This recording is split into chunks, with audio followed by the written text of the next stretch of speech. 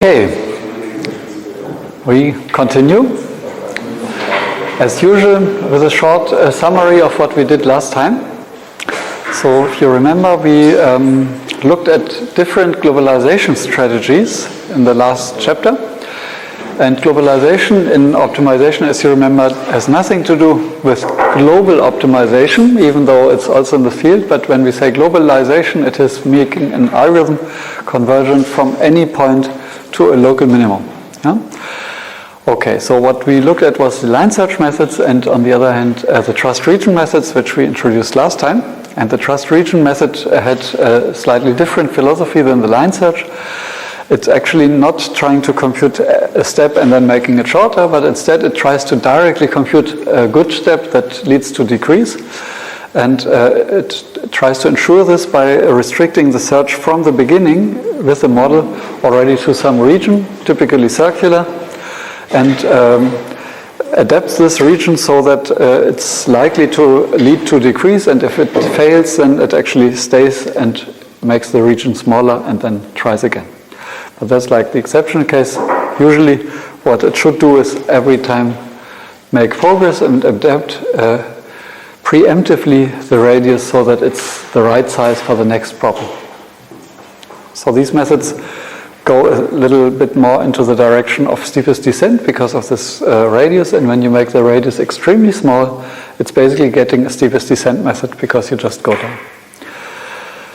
We also had this notion of the Cauchy point, that is like the minimum point that we want to achieve, and from then on we only improve in the trust region method.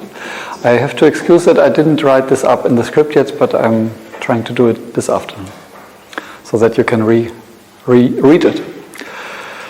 Okay, I will not write many of these things on the blackboard again. I think it's okay. Are there questions regarding last lecture? No?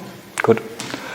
So, then we start the next chapter, which is about derivatives. And I think this is a very important and exciting chapter, even though it doesn't sound so at the beginning.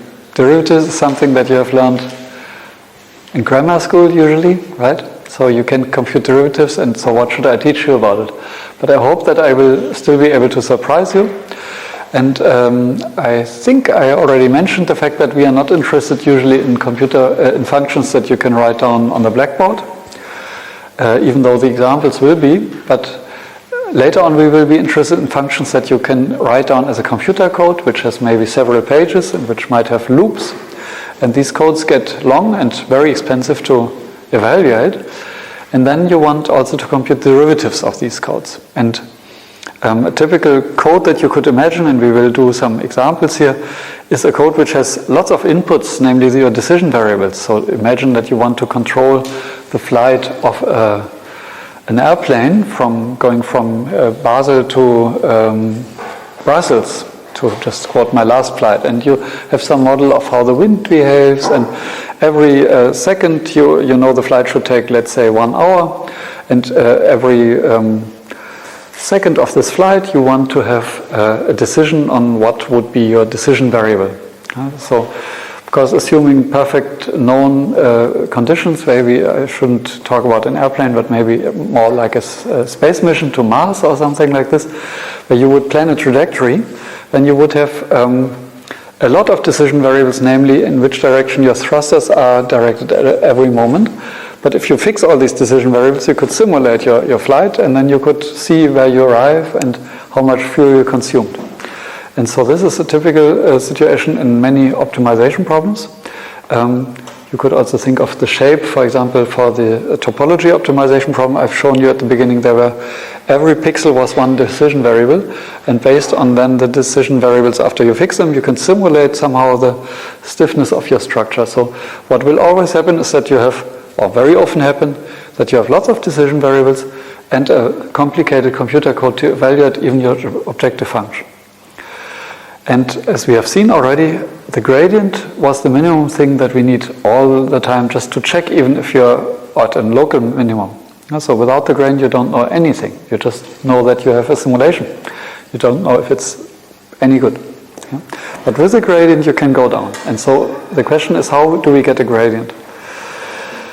And so I want to go through different ways of computing derivatives and then focus on one of them.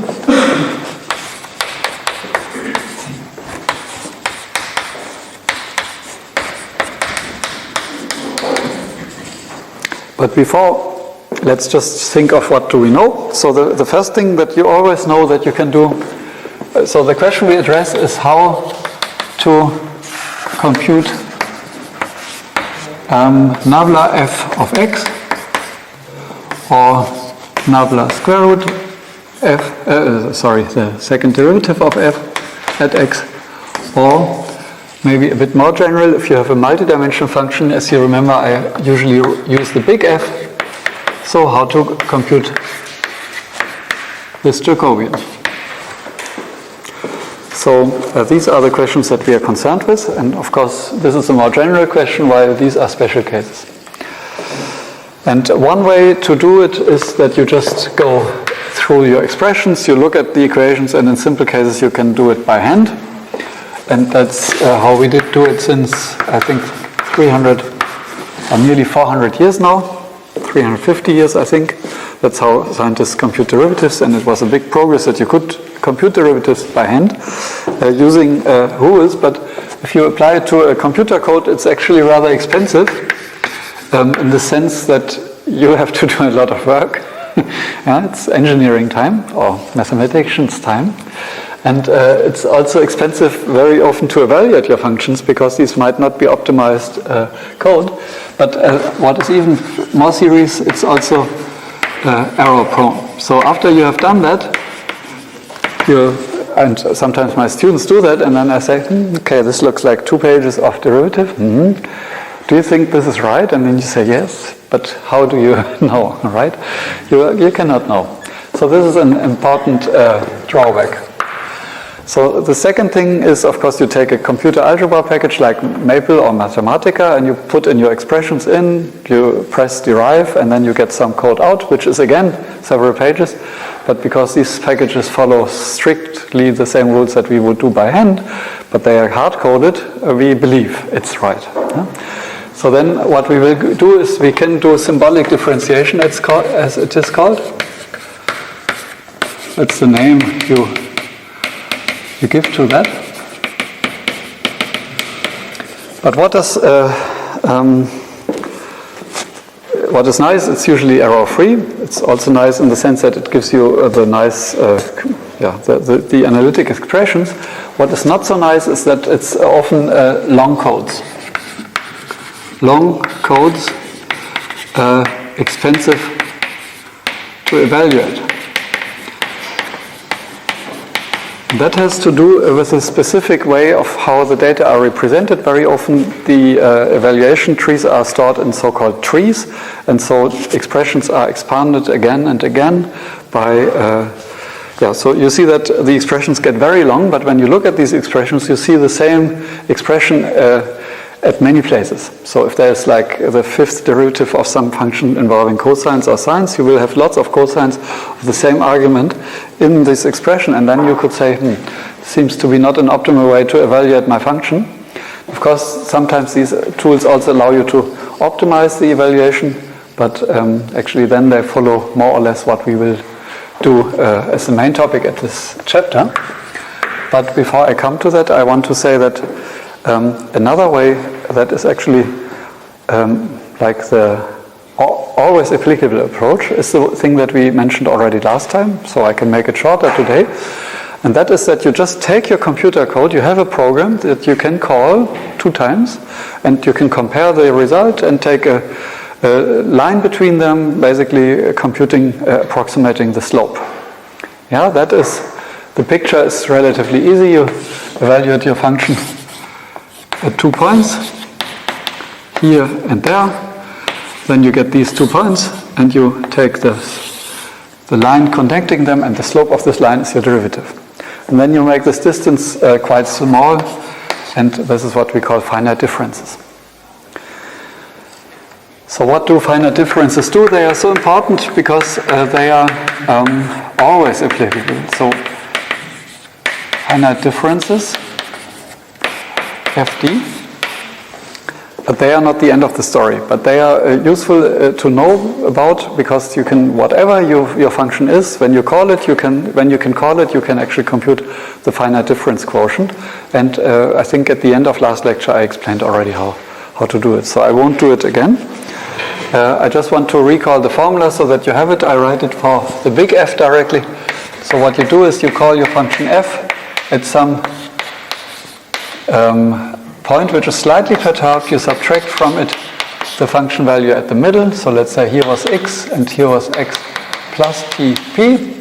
T a scalar, p a direction in the multidimensional space, and then you divide by t. And then you say this is approximately equal to df by dx at the point x in the direction p. And t is something that you should choose, and if it's too small, you get a really serious problem. And this serious problem is if t is very small, then the x will be very similar to the original x, and then this f will be very similar to that f, which is, of course, not really a problem, you might say, but if these smallness gets so small that it's close to machine precision, then you actually subtract a number, let's say 5.00000001 minus 5, or something like this. And if you have too many digits which are similar with these two, then actually the rest is very noisy. And if you happen to have the perturbation so small that nothing is changed anymore in finite precision arithmetic, then these two things will be zero and you will get a completely wrong result. Yeah? Point is that you have it, if it's too small, you will get what we call round-off errors. So you get problems due to the fact that the numbers have a finite precision. But if you make it too big, you see immediately from this graph that actually your slope will be wrong. It's not the right slope. So that is what we call linearization errors or truncation errors. And there is something in the middle which is optimal. So let me say that if you zoom into this function, the problem is that it's not looking like that, but it's actually noisy at the size of the machine precision. So 10 to the minus 16 is small, but in this range, this curve is not a smooth curve, but it's actually jumping from one possible number to the next, because there are no numbers in between. And so taking two of these numbers, which are very small and close to each other, would give you very inaccurate derivatives. So what you try to do is actually to do some compromise, and the good compromise is usually to take the square root of the machine precision in order to avoid that either of the two errors gets too big. But you lose some digits by this perturbation. So that is what is the result of finite differences. But why I think it's important to use them is because you can, as I said, always apply them. And whenever you have computed derivatives with any other method, even with symbolic differentiation, you can, so to say, check your result by just calling finite difference. Because finite differences, even though they are not accurate, they give you the right orders, right? So they give you roughly the idea of what a derivative is. While all the others can suffer from some bug, right? So you maybe just didn't declare the variables correctly, or something was not exactly differentiated, or there was an if statement in this. But finite differences will, any callable function, it will give you some value that can be interpreted a derivative. So that's relatively fast.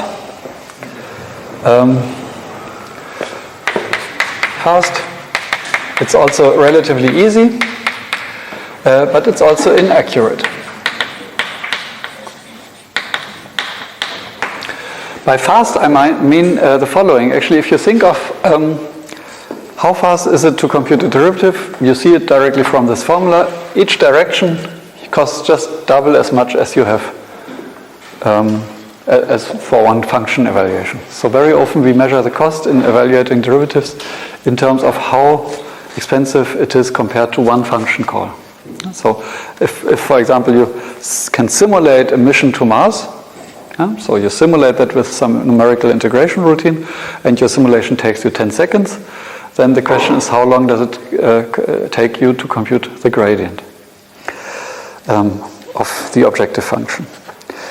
And the surprising fact is that what we do now, the third and most interesting way that I want to present to you is called algorithmic differentiation.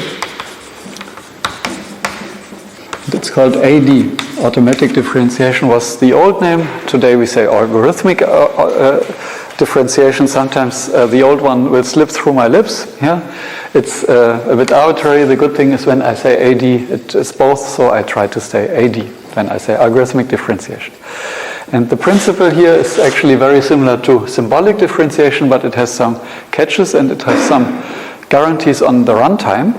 And we will go through that in a minute. But the highlight result I want to tell you is already that this technology will give you something which cannot be more accurate. So symbolic differentiation, if it works, is very accurate, right? But it was expensive. Finite differences, they are always working. They are relatively limited in their cost, just 2 function calls for this derivative, but they are inaccurate. And now what algorithmic differentiation gives you is first something which is like the good thing of these 2 things, so bounded cost, but the same accuracy as symbolic differentiation. That's the first thing. But the more surprising thing is that it allows you also, and this is a different mode that I will explain to you, to actually compute the full gradient. Let's say you have your Mars mission, you have your simulation code that simulates all this motion, and you want to minimize fuel consumption during this thing. And the simulation, as I said, takes 10 seconds, but you have this Mars mission itself takes maybe 2 years, and every hour, let's say, you want to take a decision. So you have lots of decision variables, and okay, you could compute the number now, but it's probably in the thousands or maybe even millions of decision variables. And now you want to compute the gradient with respect to all of these decision variables. And the stupid way would be to just perturb each component a little bit. Like for the first hour, you simulate Mars with this first hour a little bit perturbed. Then you set it again to the old value. Then you perform another simulation where the second hour you set it to a slightly higher value and so on. And then you have, if there was 1 million decision variables, then you would have 1 million the cost of one simulation, of course. It's getting crazily expensive, right? So 1 million times 10 seconds. No way. And the highlight and the interesting thing about algorithmic differentiation is that it will allow you to find a way to get the same gradient in a cost of 30 seconds. If one simulation takes 10 seconds, it's actually a factor of 3 times more expensive than just a single simulation. And that is something that you cannot achieve with any of the other techniques. And it comes at a cost, and the cost is memory. And the reason for this is that we go first forward through our simulation code and then backward, and then we need to remember a lot of numbers. Yeah? And this is the only drawback, but it comes, so to say, with a different complexity level. And this is what I want you to understand in this chapter. And this chapter is mostly about algorithmic differentiation, and so section 10.1 is called AD. So let me just start by setting the scene. So what I'm interested in is just one function, big F, that goes from one space Rn to some space Rnf. So I put this little f because it could have several outputs. Sorry, it's a large F, of course. Capital F. So what is used in algorithmic differentiation, like in symbolic differentiation, is actually that your function is a concatenation of simpler functions. So whatever you do is a line of a computer code. It's like an addition, a multiplication, an exponential, a sine. So a lot of things that you can actually differentiate. And so what we will decompose it into elementary operations. And that's what we do, into elementary operations. And that's how we call them.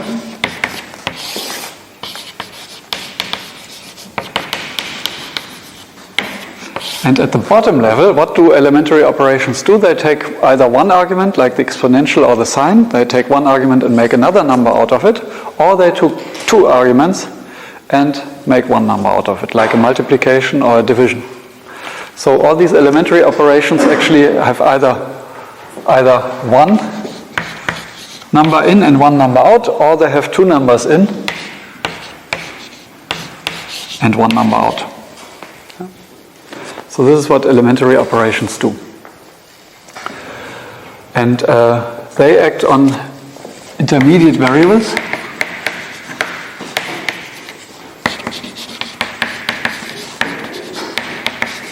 And we call them intermediate variables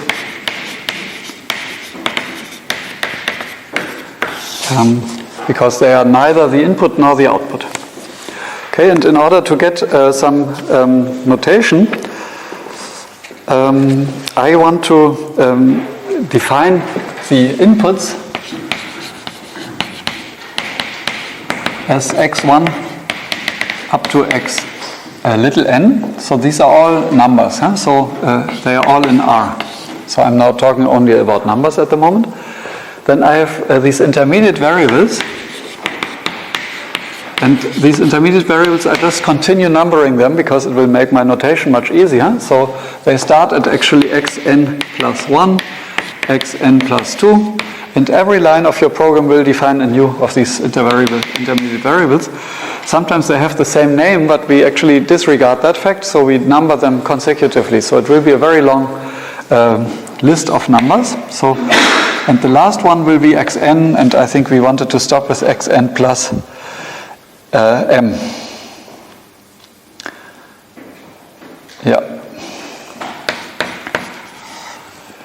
And afterwards, after we have produced all these numbers, we take some of these numbers actually and give them as output. So at the very end, we generate the outputs. And these are now a vector, and I call them maybe y. So there is y in R and F. And we get y by multiplying all the previous numbers, the vector of all the previous numbers, starting from xn with xn plus m as the last one. So it's an incredibly long vector with a selection matrix where c, I, j are element in either 0 or 1. So basically you just select some of these numbers and give them as outputs. So there is only one non-zero per row of the C matrix. It's just some notation that I wanted to introduce so that we have a way to define what our outputs are. Yeah? So basically we have inputs, we specify them, then we have lots of intermediate operations that define these things. So, and then at the end, from all the numbers that we have computed, we select some and give them to the outside. That's, so to say, what any function will do. And there might be loops inside and so on. And what I should, of course, mention is that in the middle, this thing that defines these variables will be a loop. And this is a draft of, no, sorry, I should continue writing here. It's a draft of algorithm 4, a short version. But the main loop of this is that you have a loop for I starting at 0 and you end at m minus 1.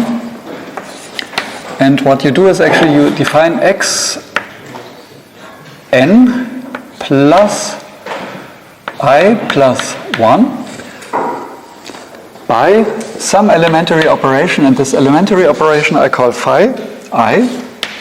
So it starts with 0 and then m minus 1, and it always defines the next of these values of these intermediate variables. So you see that if I start the loop at 0, then it's n plus 1 is the first variable that is defined. And this in principle depends on all previous variables, but in practice it depends only on 2. So n plus I. Right? So it can depend on everything that we have computed, but on nothing that we will still compute. Then otherwise it's not a function that you could call. And in practice, actually this phi depends only on 2 of the arguments. It's either an elementary function with 1 input or an elementary function with 2 inputs. So that's a very abstract way to look at a function. So these are the remarks, and that's actually already the end. And the multiplication that selects some of these is something that doesn't create cost in our function call. So the main cost in our function is actually this loop. So we go through this loop and we make all these elementary operations. After we have computed them, some of the numbers are just called outputs and sent to the outside. This is just moving memory. The same is actually with the inputs. The inputs are just x1 to xn, and they are just numbers that the user specifies, and then the function is called. You can then start this loop, and then you can call it. Before I go on, I think it's better to just introduce an example. I think that makes it everything much more understandable and visual. So let me just introduce a simple example. And I use for simplicity the same example as in the script, then no one has to write. So the function that I want to look at is actually a scalar function. So my I denoted it small f. So this is maybe a bit misleading, but anyway, so f of x is equal to small f of x in this case. So it's just new notation, and it in this case depends on 3 numbers. To make it simple, and what we want to evaluate is the sign of the product of x1 and x2 plus the exponential of the product of x1 and x2 and x3. Just to give you an example. So that would be a computer function. You could write that now into a tool like Mathematica or Maple, and it would just spit you out the derivative, and if you want, it can give you the derivative with respect to the first variable or the second or the third or all together or whatever, right? This would then result in relatively long code. But what we want to do is we want to first decompose that into elementary operations and then afterwards apply algorithmic differentiation to it. So what is the code that evaluates this function? And the code to evaluate that function would be based on intermediate variables, and I will just describe this loop. So it is a bit arbitrary in which order we do some things, but what makes sense here is probably that we first make this product. So we will actually start with x4 being x1 times x2. Then the next line is, and this is a choice, so we just evaluate the sign then. So we say x5 is equal to the sign of, and then we don't put in, of course, x1 and x2. That would be forgiving our already computed value. We just put in for x4, right? Then we continue, and then we say, actually, we should also compute this product here. But there we see this we have already, so we should do it with x3. Yeah? So we have x6 being x4 times x3. Then we have computed this product. Then we take the exponential of that. So we have x7 being the exponential of x6. And at the end, we select an output. And this is where I say y1 is equal to... No, sorry, this is wrong. First I have x3. x8 is being... what is x8? It's the sum of that and that. So it is actually the sum of the x5 and x7. x5 plus x7, and then I go on and I compute now y1 to be x8. I think this is simple, right? So we have decomposed that. So what would be our selection matrix C? If you think of it, we have 8 intermediate variables and none of them is selected. So we have 0 up to 0, and then the last one is selected, x8. So that's what the matrix C does. It just selects the last number, and in function call, it's expressed in this line. So I hope that you're on board with this notation. It's just notation that we need in order to describe what we want to do. And I think I changed the order of presentation a tiny bit. And I will not do this x tilde notation at the beginning.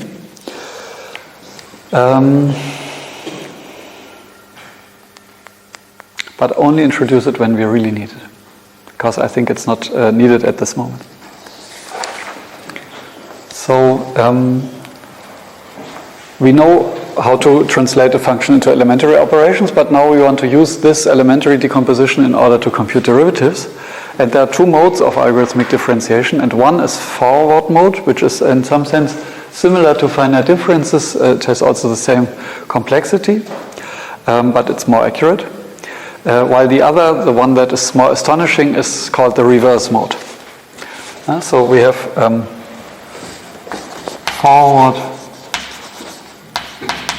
and reverse or backward AD. And the first one is more straightforward, so I presented it earlier. And the second one is more exciting, so I present it afterwards. And there are situations where this is better and others where this is better, so we should know about both of them. So let me start with the forward mode of AD.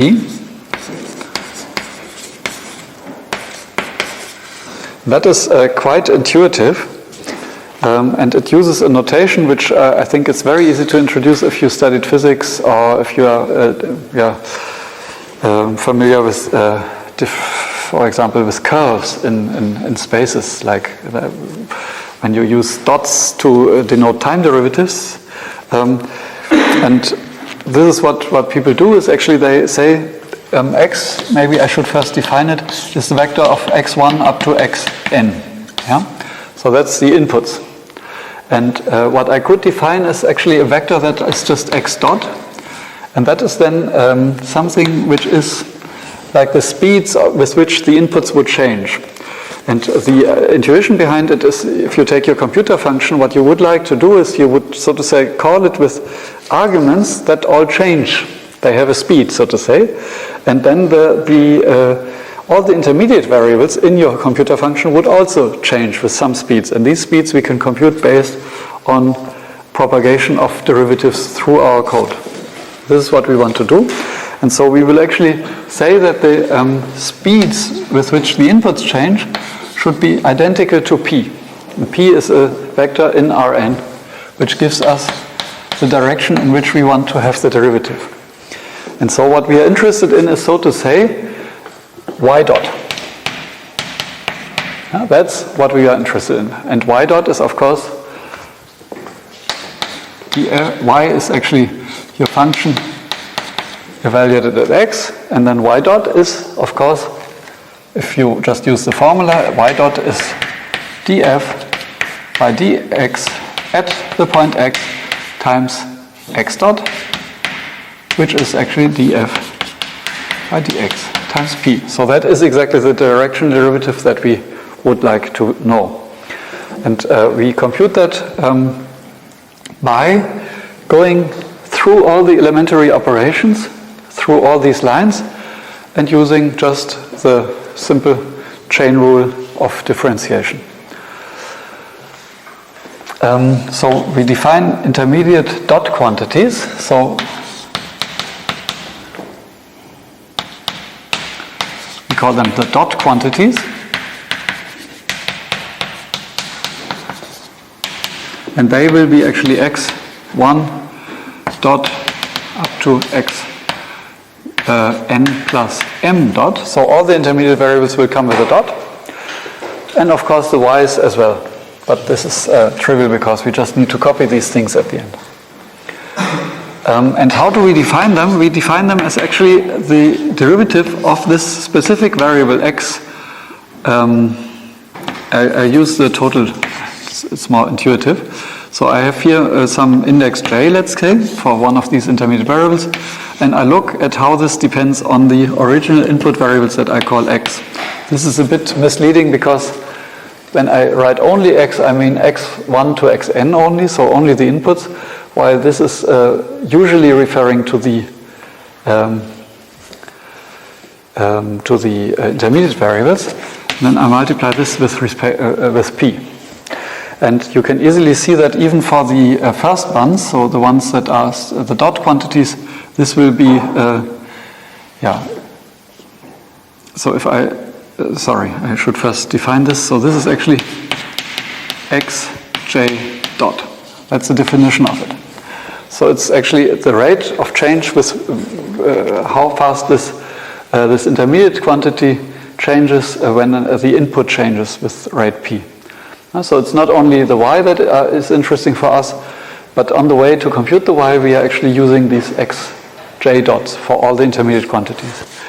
And so if I want to write this as a big vector of all the x dots, and now I'm victim of my own bad notation, then I will have here the first components are the Pn components.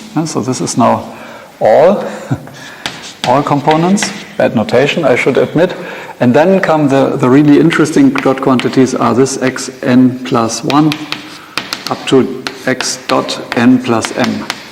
So these are the interesting ones because we didn't just define them as inputs, but they were the result of computations. And it's quite straightforward that if you know the velocities of all the inputs at some point in this loop, then you know also the velocity of the output. Namely, you just take the derivative of this with respect to each of the relevant inputs, and you multiply it, the partial derivative, outer derivatives times inner derivative. So what we will have as the basic algorithm, it's actually algorithm 5, and that is forward AD. And what we will do is just for not simplicity, but the first quantities, where did this relation I already took for granted. So the input of this algorithm are the dot quantities for x1 dot up to xn dot. So these are inputs I put into the algorithm, and I should also know, and this is all partial derivatives. I will come back to that in a minute. The output will be y dot. Actually, it's even a bit more. It's actually x1 dot up to xn plus m dot. And if you want, it can also be y dot. But the y dot is actually trivial because it just gives you the derivative of the respective selected outputs. Yeah? You select some intermediate variables as output. But what does this algorithm do? It goes through the same elementary operations from 0 to m minus 1. And then wherever you have such a line, this line here, you just differentiate it, and that means that the x dot n plus m plus 1 is equal, and now I need to formally write actually a sum of all the past arguments, and I take here a j that starts at 1 and ends at n plus I, which was all the arguments on which this depends. And then I take the partial derivative of my little function phi I with respect to each of these variables xj at the current point where we are, I mean at the point x1 up to xn plus I, and I multiply this with the corresponding dot quantity x dot j. And that's the end.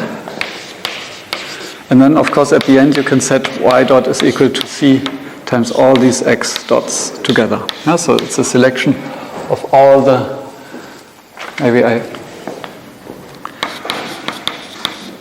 so all means all together. I realize that I need to resolve this notational mismatch at some point.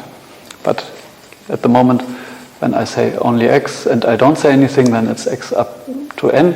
When I say x all, then it's all the vectors, including the x, but also all the intermediate ones.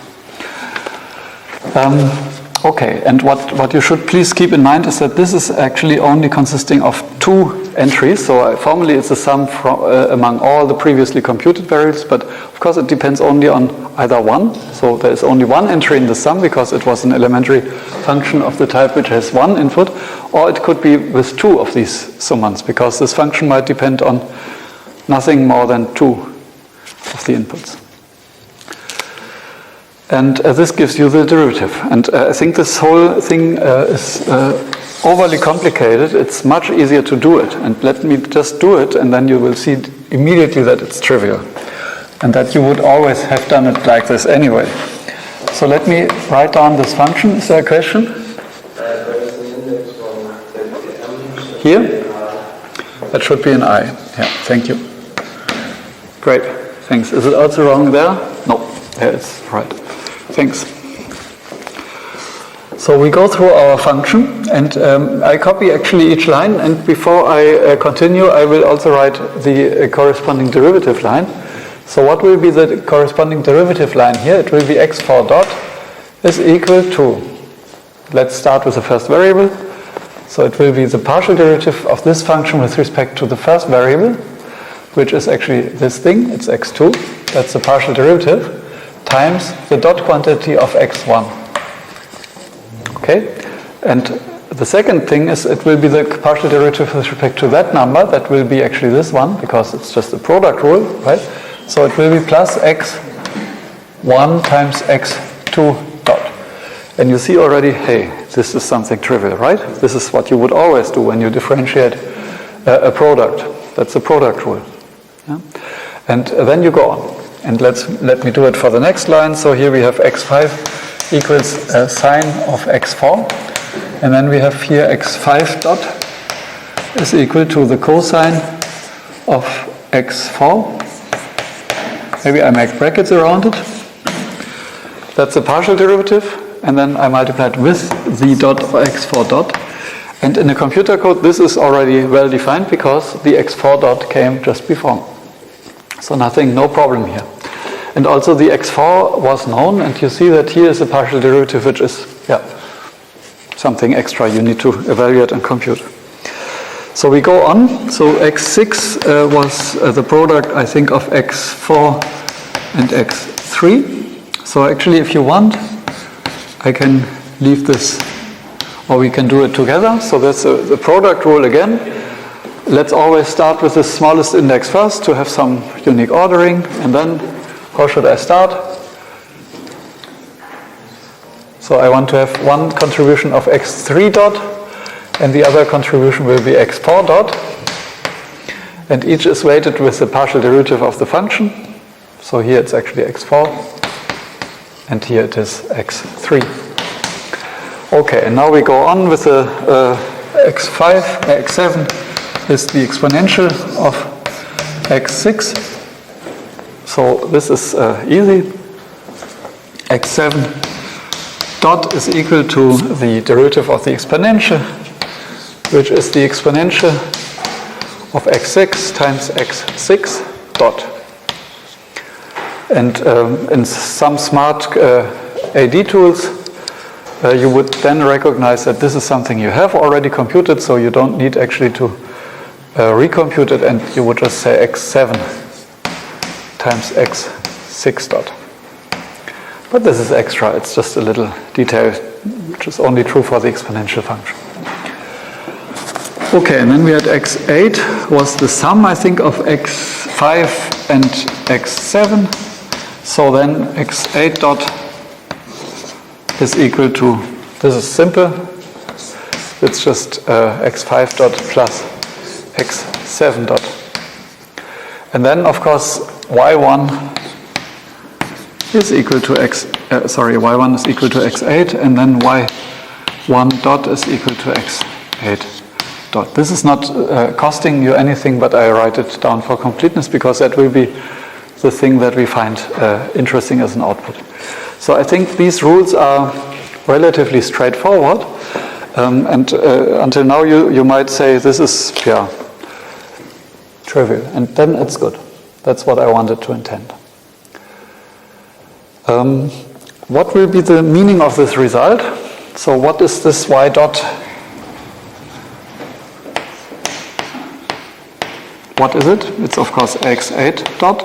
But the meaning of this is actually that it is the partial derivative of the function f, this function here that we defined at the beginning, in the direction which was defined by the three dot quantities. So it's actually the gradient, or maybe I could write it like this, df dx at some point x times x1 dot, x2 dot, and x3 dot.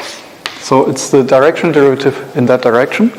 If we use now the fact that this is a scalar function, just to get you used to this notation, we could also say it's just a scalar function, right? So then we can write it as a gradient, and the gradient is actually, it's only defined for scalar functions, and it's a transposed Jacobian.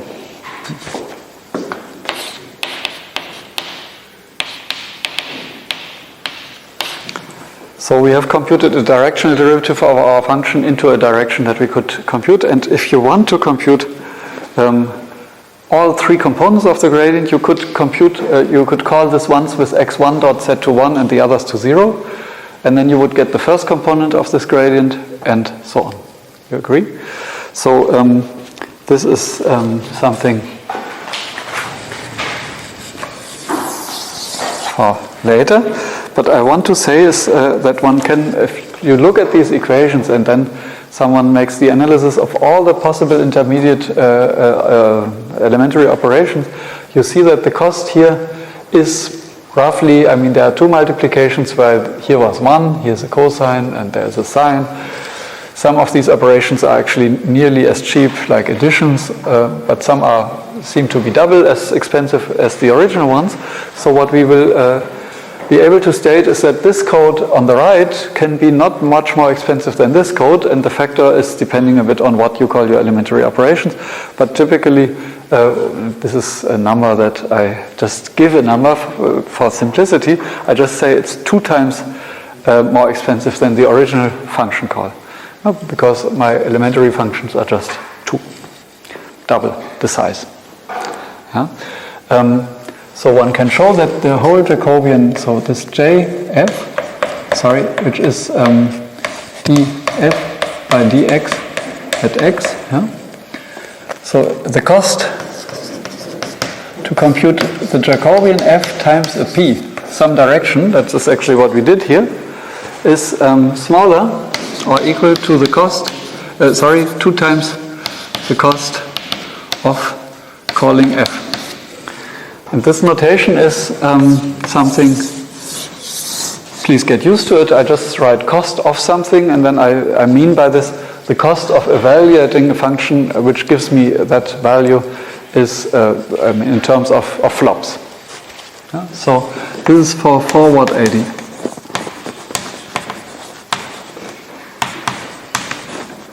It has this complexity bound. And as I said already, if you want to compute the full Jacobian, yeah, what would we need to do? We would need to call the function once at the nominal point in order to get all the intermediate values. Yeah? So you need to call it at least once in order to know which value you have, for example, x6 and x7 and so on. And then you can go through all these directional derivatives. And so at the end, okay, I see the formula is a bit wrong in the script. So the cost of, for the whole Jacobian, for full Jacobian, what we would need to do is we would need to seed these p vectors with 1 and then all zeros, and then with 0, 1 and then all zeros, and then 0, 0, 1 and then all zeros in order to have the columns one after the other. And then you can see that the cost of the full Jacobian JF is, okay, it can be bounded above by, and this is a bit wrong. Actually, it's just you need to have, in addition to the cost, maybe this is okay. For full Jacobian, it's 2 times n times the cost of f plus 1. Right, because we need to call it also 1. I put it in bracket plus 1 times cost f. But that was not regarded here either. So at one point you need to call your function. Okay, but the interesting thing is that this is not so different from finite differences. And finite differences, so I want to compare with finite differences. What was it in finite differences? I mean, finite differences was this very brutal technology of just perturbing the input. And there we would have actually the cost of the full Jacobian, JF, would be equal. Actually, we know exactly what its value, because we have to call the function n plus 1 times. That's what we...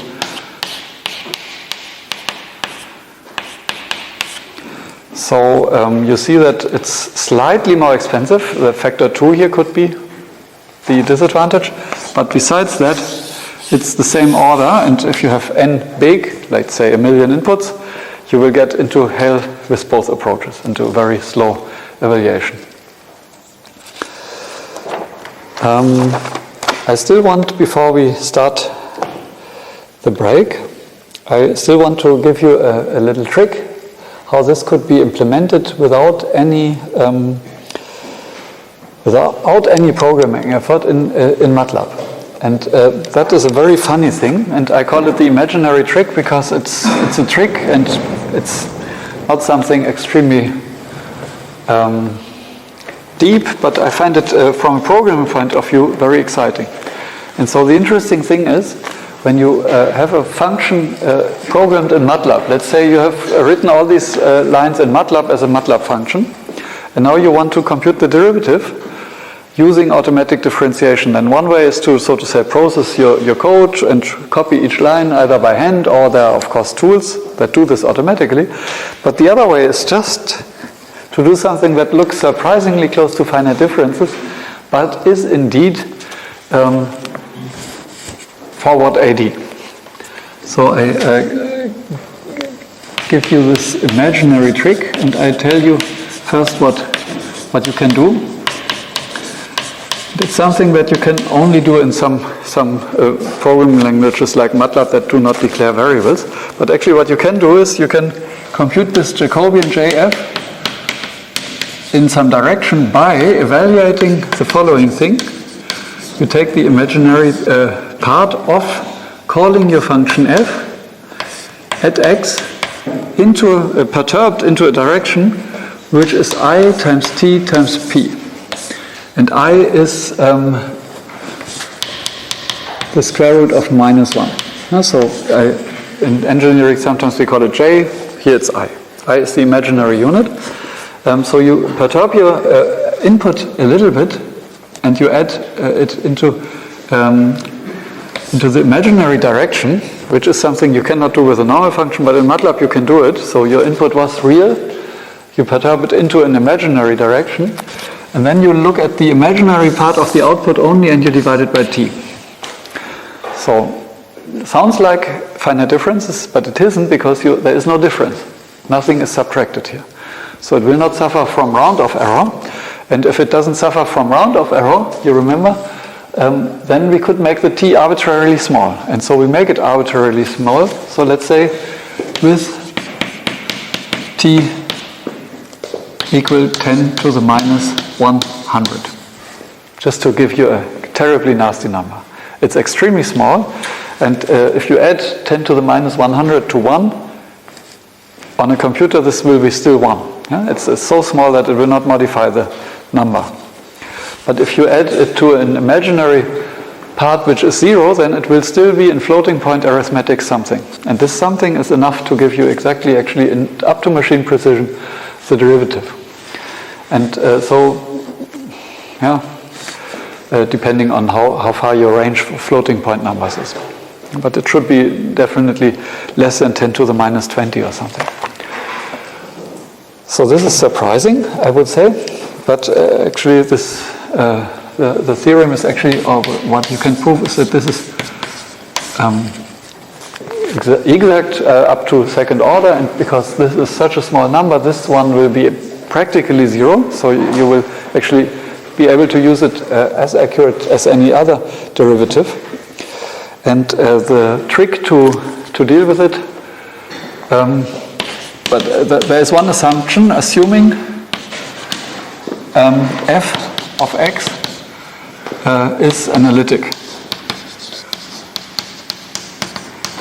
which actually most examples that I will write down on the blackboard are. So these are functions which are usually defined on real numbers, but they would also be defined for complex numbers, and they have Taylor series and so on.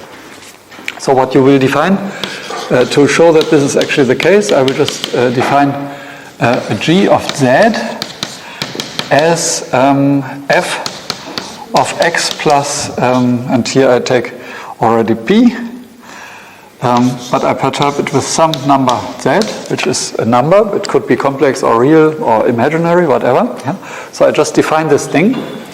And then I look at the Taylor series. This is actually multi-vector output, but it has just one scalar input. Huh? So g is a function from C, from the complex numbers into C in the NF space. Okay, so it's from complex number in the direction into complex numbers, and now I look at the Taylor series of this. So what is G? Z is equal to G of 0 plus G prime of 0 times Z plus, I put it even here, 1/2 G 2 times at 0 times Z squared plus O Z 3. And maybe I should put here a norm.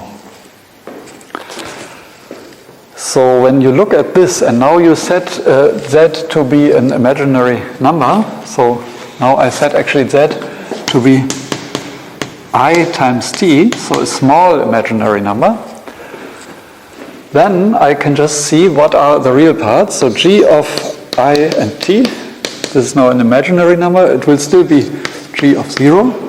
Then here I will have actually plus I times T times G prime of 0.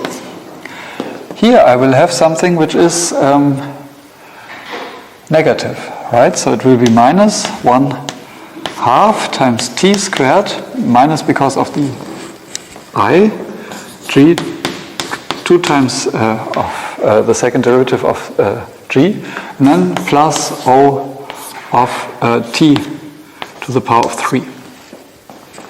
So this is what I have, and now I see what will happen is this is real, this is real,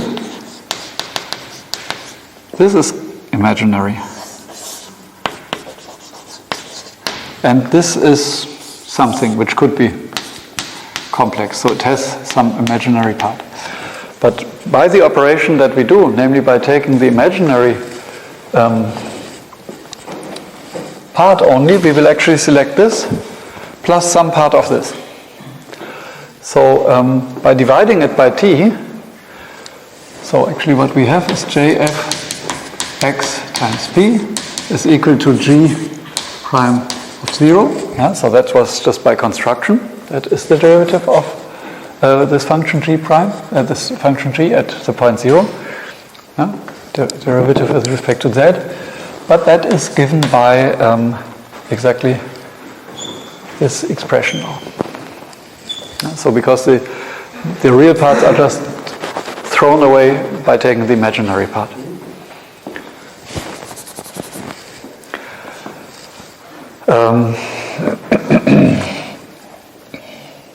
Yeah, maybe I just write it. So this is, I just reorder these things, and it's actually the imaginary part of G at I T divided by T plus order T square, and I get the T square because I divide by T, so the T to the cube gets T square. And so from an analytic function point of view, we have understood this concept. What is not yet proven is that it's actually the same as what we did here. And for this, what you could do is do this reasoning actually for every single line of the code. And then you will see, for example, what happens when you multiply two numbers, two complex numbers. You know exactly what will happen. Actually, it will happen that there will be, if you multiply, for example, x1 plus I t p1, right? So if you multiply these two things, and x2 plus I t p2, that would be, so to say, or maybe I should not call it p1, but I call it dot, right? To be completely in the line, x1 dot and x2 dot. So that is, so to say, what happens in the first line of my code. And what it will produce a real part, x1 times x2, minus actually t squared times x1 dot times x2 dot, so that's a real part, plus an imaginary part, which will be I times t, and then it will be x1 dot, this thing with this, x2, plus, and then you have this thing with that, x1 times x2 dot. And what you see is exactly what we wanted. It's actually this expression, the imaginary part. In this case, even it's exact. In the exponential and the sign, it will not be exact. There will be these third order terms. So the imaginary part is actually nearly exactly what the automatic differentiation in forward mode would give you, or algorithmic differentiation, sorry. Yeah? So the imaginary trick works in MATLAB if you want, but you need to make sure that you avoid some things like conjugates. So you should not use, so you should actually use only real operation that can also be overloaded with complex, and they should, when you, if you write, for example, in MATLAB x prime, yeah, then this is actually a complex conjugate, unfortunately, and so you should replace it with transp of x if you need it. So that's the most common pitfall, and there are some other pitfalls. But after you cleaned up your code, you could actually use just a call of your normal MATLAB function without changing it with an imaginary argument, and then reading out the imaginary part using this formula. And you will get at the cost, which is roughly 2 times the cost of your original function, because now it works with complex numbers, and you will get the exact derivative. Okay, so that was the first part. The second part will be heavier and more difficult even, but I hope until now you are somehow on board. It's forward derivative, it's very much related to velocities of things changing, and we have a break. I suggest that we start back at 35.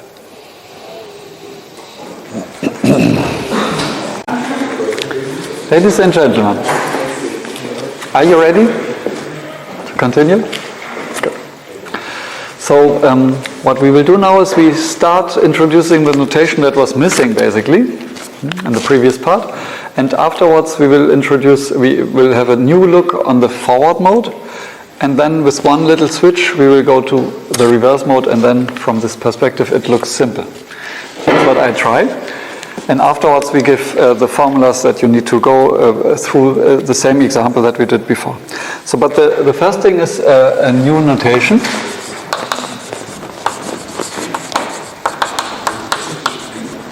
Of intermediate variables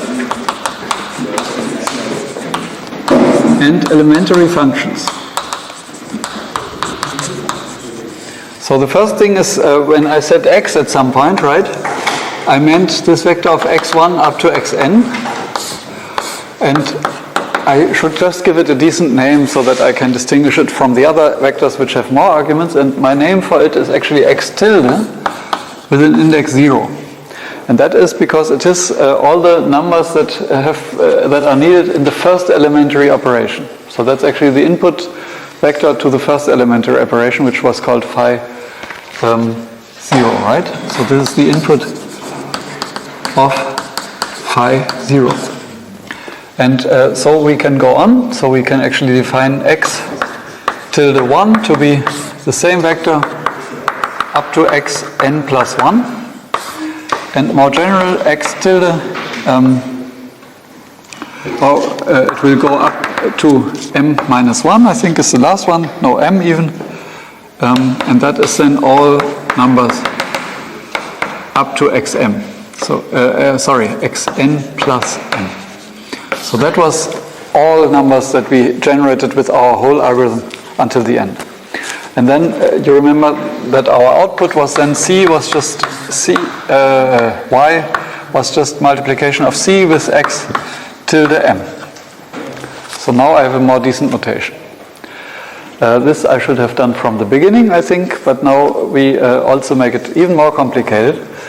And what we actually relate is from x0, you go to x1 by actually adding one component. And what do you add? You add something that is just a function of the x0 tilde. So what you can actually do is you can create a relation x k tilde k plus 1 is equal to some function which I call phi tilde k of x tilde k. Yeah, so actually it's a map, and what does this map do? It's defined to be a map which just copies x1 up to xn plus k. So that was just the vector that I have. And then it appends the new component, the one that's additionally added, by evaluating your function phi k. And this function phi k is exactly the elementary function that we had before, but yeah, maybe I still write it like this. So it depends, as you remember, on all x n plus k. So it's this augmented notation with tilde, which is basically summarizing all the things that we do, and most of the things are just copying. So they are not even copying, they are just virtual copying. It's just to keep track of things that we should remember. So what we can now do is actually we can then write what is f. F of x is c of x tilde m. Right? That's what I said before. But this is c times phi tilde m minus 1 of x tilde m minus 1. Also just using the definition, and then I can go on. And at the very end I will see that c times the result of phi tilde m minus 1 applied to phi tilde m minus 2 applied to, and in the middle we have x0 tilde phi tilde 0. And then all the brackets are closed. And that's it. A very, very inelegant way to write what we do. But the beauty of this is that, I mean, with this big augmented functions which don't do anything, I can very easily write down what is the Jacobian. The Jacobian of f at some point x will be actually the product of all these Jacobians with each other. That's the chain rule. And each of them, of course, evaluated at the right points. And I call these Jacobians, so it will be c times j tilde m minus 1 times, and this is now a real product, minus 2 up to j tilde 0. With j tilde k to be defined as the Jacobian of this function d phi tilde k with respect to its input, which is xk tilde, evaluated at the point xk tilde. So it's these functions differentiated, and so this gives a lot of matrices, and by the chain rule, the Jacobian is just the product of all these. And of course, these matrices are completely oversized, I should say. They get extremely big. And what is their, how do they look? The first part of it is just copying, right? So these Jacobians will just have ones on a diagonal until everything is finished. And then the only thing that's remaining is the last row. And in the last row, there will be the partial derivatives of this function df, so the function phi, and only two of these will be non-zero, and all the others are zeros. Yeah?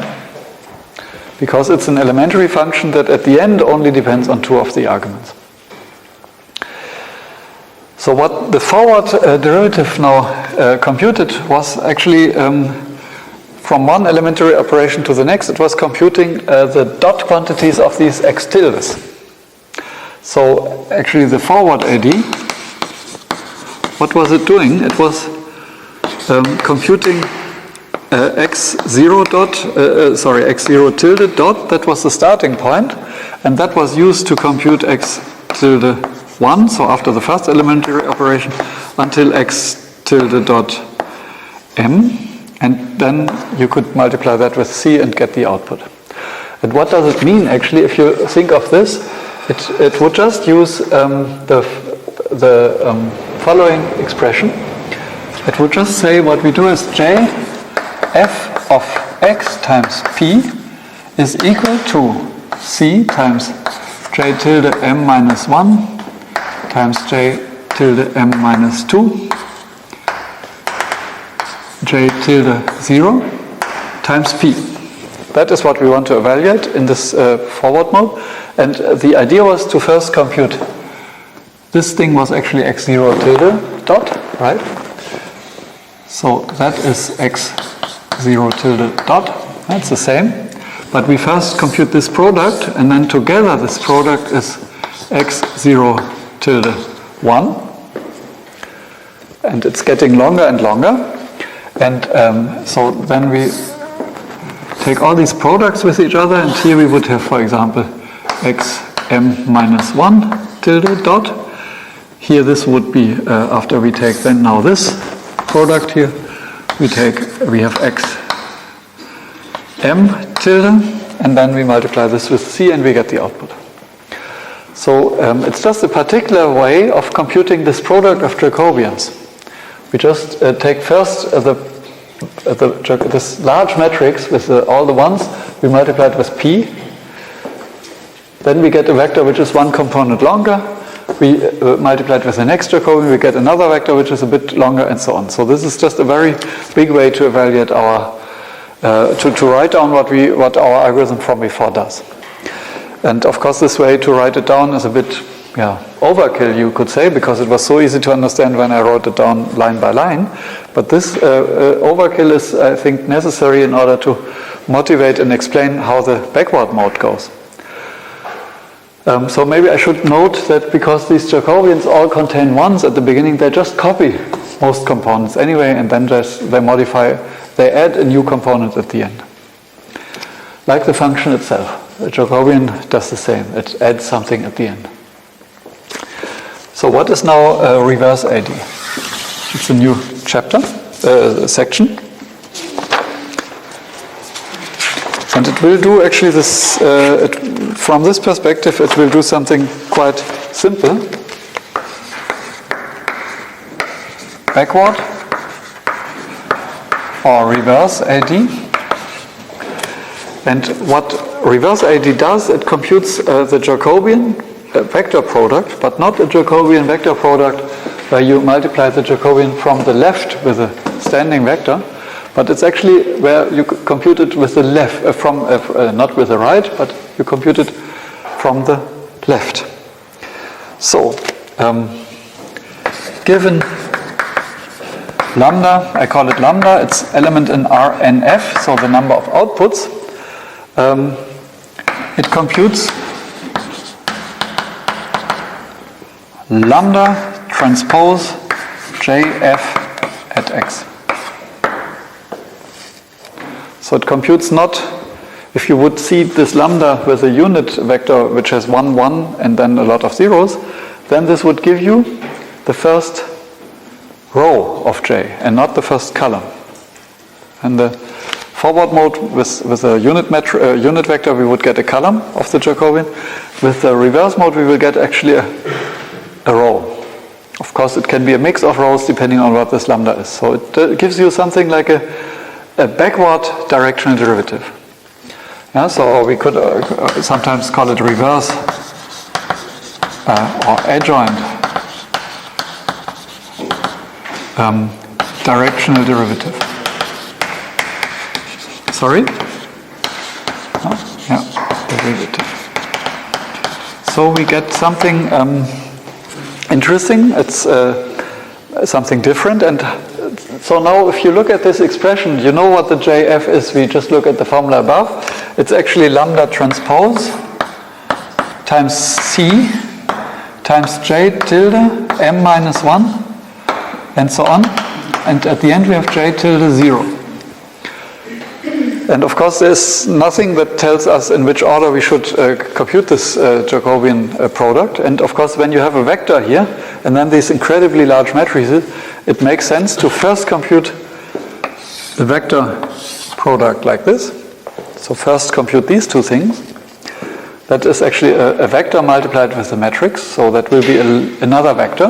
It will be always a lying vector. Then you have a lying vector multiplied with this Jacobian, so let's multiply these two things together and go on until at the very end you have multiplied, so to say, all things, and then this is again a vector and you multiply it with a J0. So that's what reverse ID actually does, and that's it.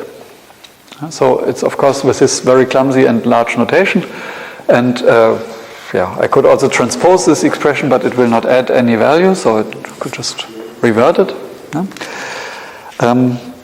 But what is now an interesting thing is that we can compute or we can interpret some things here, and what we will interpret is actually so-called bar quantities, and these bar quantities are something similar to the dot quantities, but the bar quantities are, again, they have a bar, and they are not something like a dot, but they are similar to it, and they are also defined for different indices. So for all intermediate variables there is a bar quantity. For every single intermediate variable there will be a bar quantity, and it will have the meaning that it's actually the derivative of it's lambda transpose times the derivative of our function f with respect to your intermediate variable xi. So it's reverse thinking. It's not what you remember. Maybe I should compare with x dot, which was actually df. Sorry, it wasn't df, it was dx I by dx times p, right? That was what an x dot quantity was. So it was, how does your intermediate quantity depend on the input? Here it is, how does the output, which is lambda transpose f, that's a kind of output, how does the output depend on the intermediate variable?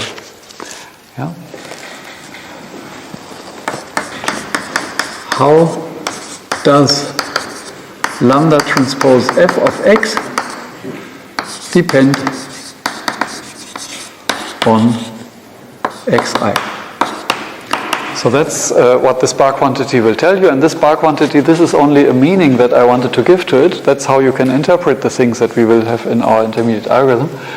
But we can actually also just say, we look at it from a purely linear algebra point of view, and it's this product that we want to compute.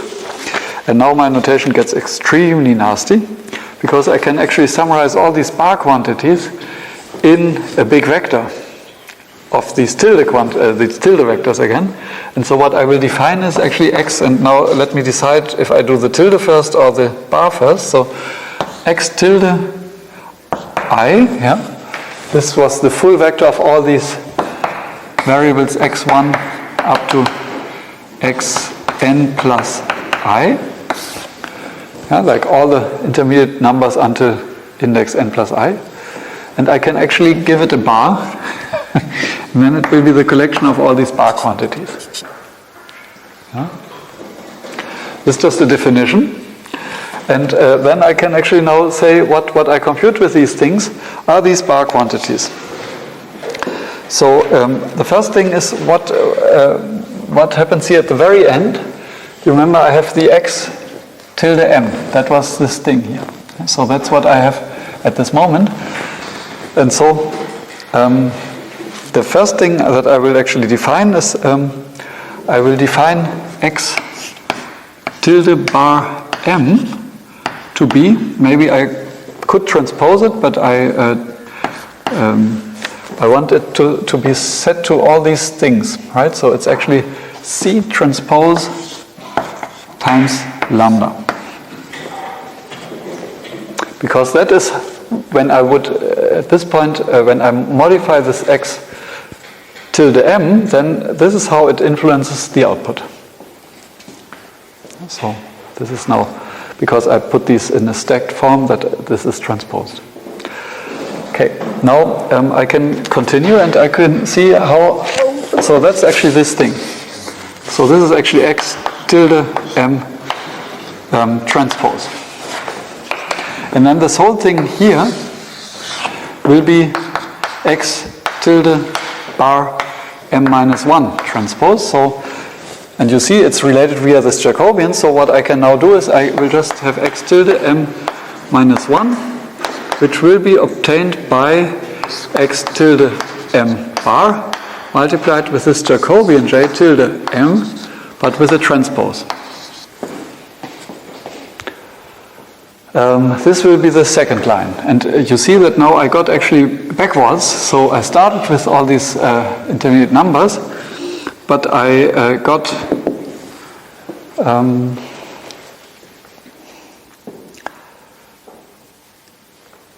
I reduced the number of numbers now. So something smaller. So these vectors get smaller now, by the way, these big vectors. Because the Jacobian is transposed, so it has one column more than it has rows. And so it's shrinking, and at the very end, what I will have, so I will go through this loop.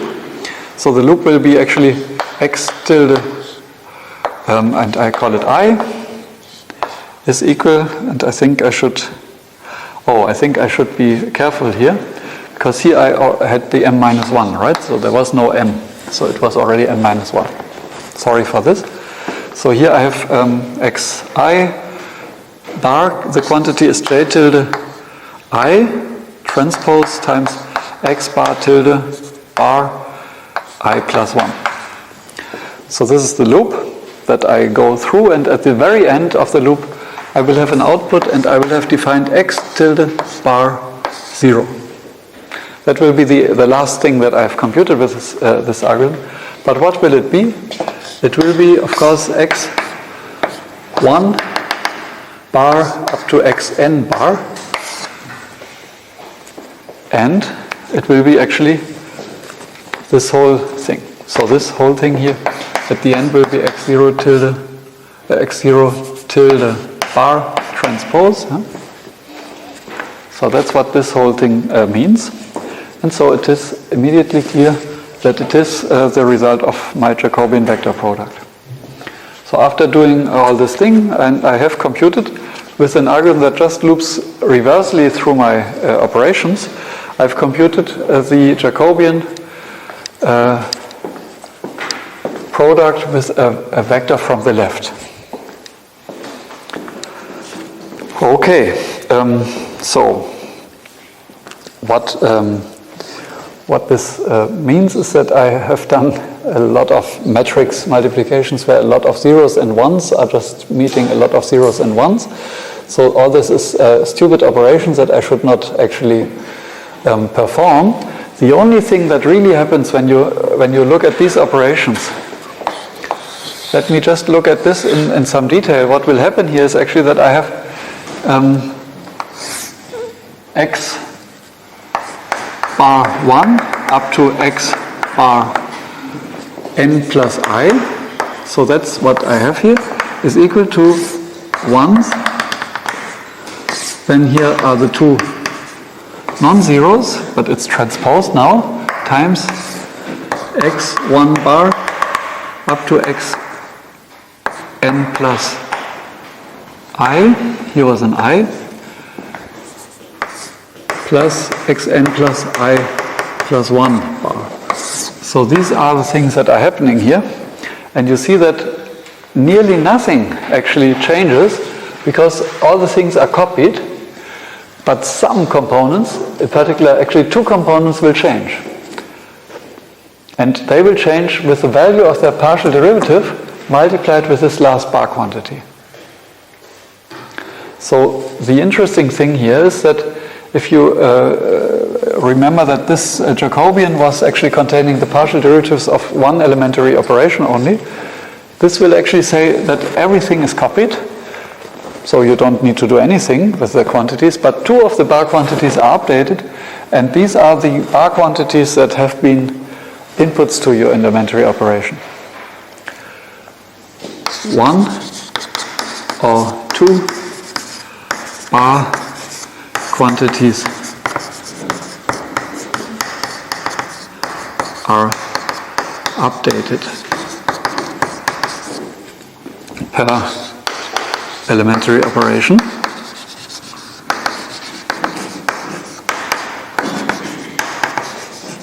And they are actually updated in a very particular way. They are updated in a way where you have an x, let's say it is 1 with some special index. Let's, for example, assume that phi I is acting on x j and on xk, right? So this would be one elementary operation where I now actually already index the two things which actually matter, and this gives you xi plus 1, was that my notation?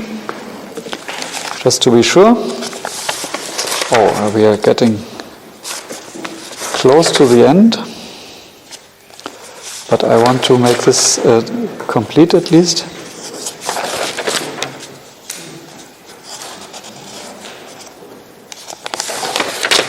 I don't want to have the indexing wrong.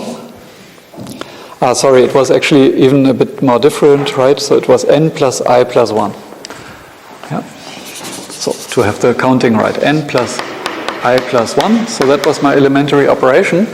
And what then this reverse operation means, it means that xj bar gets so some of these columns, let's say the one here, is getting the value that it had before, xj bar, because it's just copied, it's multiplied with a 1, plus this extra term, plus d phi I with dxj times the, and so that's the partial derivative of that variable, of the elementary operation with respect to that variable, but this is this number, that's then multiplied with this thing, times x bar n plus I plus 1, which is actually the bar variable corresponding to the output of the whole operation. So that's the one thing that happens, and the other thing that happens is the same thing for the xk bar, which will be also xk bar plus d phi I dxk times x bar n plus I plus 1. So you see here it's twice the same thing, because these are in the same column, and they are multiplied with this number here. And these are the two things that will actually happen for each line of original code. This was one line of original code. It will translate to these two lines of new code. And all the copying of all the other variables I will not take into account, because it's just taking the same thing.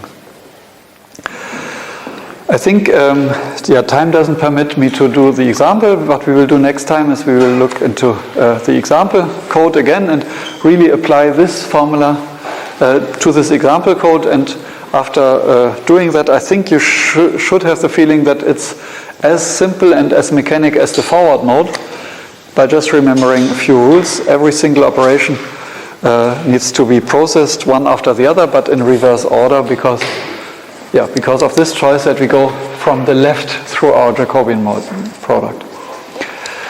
And the bottom line is we will do that also in our exercise sheet on Friday, once per hand, so to say. I mean, you write the code in the reverse mode, and with this operation you see that each line is replaced by maximum 2 lines, and at the end you got all these numbers, which could be actually a whole column of your Jacobian, a whole row. That means, for example, if you compute the gradient of a function with 1 million inputs, after this backward sweep you would get 1 million numbers at the cost of roughly double or 3 times, actually it's what is usually indicated, 3 times the forward simulation.